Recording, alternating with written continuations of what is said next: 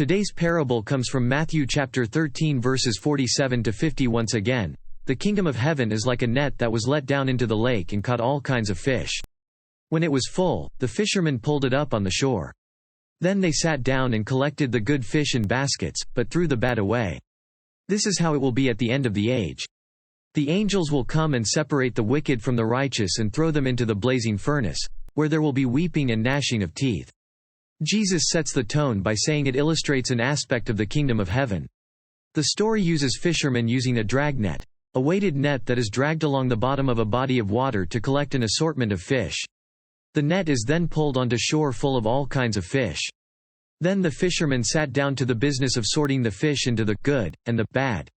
The fish worth keeping were gathered into containers, but the rest were tossed away.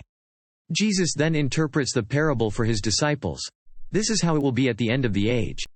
The angels will come and separate the wicked from the righteous and throw them into the fiery furnace, where there will be weeping and gnashing of teeth. This parable is similar to the parable of the wheat and the tares, Matthew chapter 13 verses 36 to 43. Then he left the crowd and went into the house. His disciples came to him and said, "Explain to us the parable of the weeds in the field." Jesus answered, "The one who sowed the good seed is the Son of Man. The field is the world, and the good seed stands for the people of the kingdom. The weeds are the people of the evil one, and the enemy who sows them is the devil. The harvest is the end of the age, and the harvesters are angels. As the weeds are pulled up and burned in the fire, so it will be at the end of the age. The Son of Man will send out his angels, and they will weed out of his kingdom everything that causes sin and all who do evil. They will throw them into the blazing furnace, where there will be weeping and gnashing of teeth. Then the righteous will shine like the sun in the kingdom of their Father. Whoever has ears, let them hear." Both parables concern an end-time sorting, aided by angels, when believers will be separated from non-believers once and for all.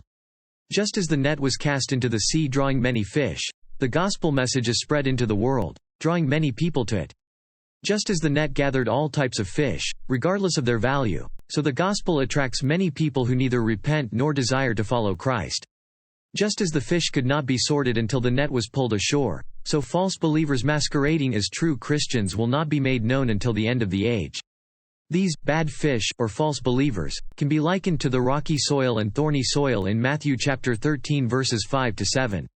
Some fell on rocky places, where it did not have much soil. It sprang up quickly, because the soil was shallow. But when the sun came up, the plants were scorched, and they withered because they had no root. Other seed fell among thorns, which grew up and choked the plants. And to the tares in verse 40.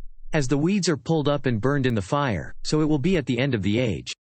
They claim to have a relationship with, "Lord, Lord, did we not prophesy in your name and in your name drive out demons and in your name perform many miracles?" Matthew chapter 7 verse 22, and Jesus' reply will be, "I never knew you. Away from me, you evildoers." Verse 23. The sobering main point of the parable can be stated thus: a day of reckoning will come in which God will separate the true believers from mere pretenders, and those found to be false will be cast into hell. Thank you for listening today. IHPE to see you again next week.